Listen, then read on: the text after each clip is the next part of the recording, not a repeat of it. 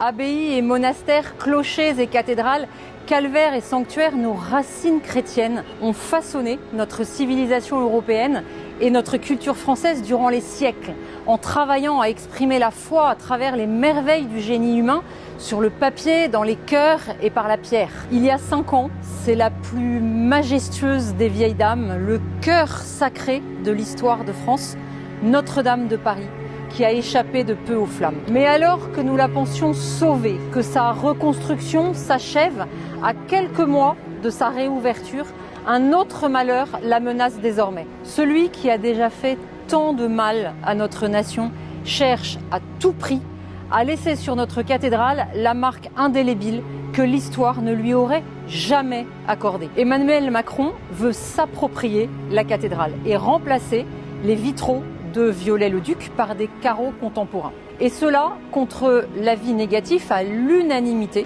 de la Commission nationale du patrimoine et de l'architecture.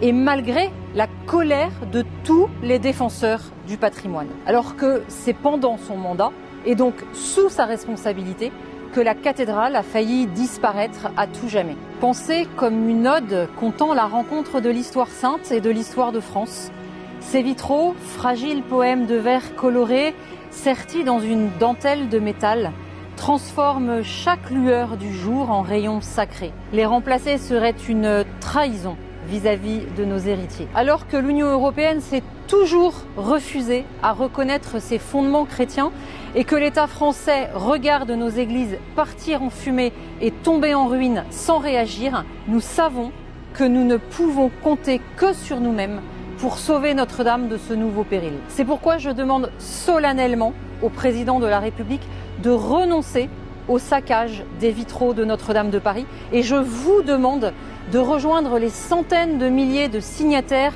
de la pétition d'opposition qui se sont déjà mobilisés pour l'en empêcher. Alors que nous allons bientôt profiter de ces journées européennes du patrimoine qui vont faire l'émerveillement de tous les amoureux de nos monuments, aidez-moi, aidez-nous à mobiliser en partageant cette vidéo autour de vous pour convaincre un maximum de Français. Nous avons 100 jours pour agir avant qu'il ne soit trop tard. Nous avons 100 jours pour être à la hauteur du travail et du sacrifice des bâtisseurs et des restaurateurs de Notre-Dame qui nous ont donné la plus noble des missions, transmettre à nos enfants l'héritage qui nous a été confié.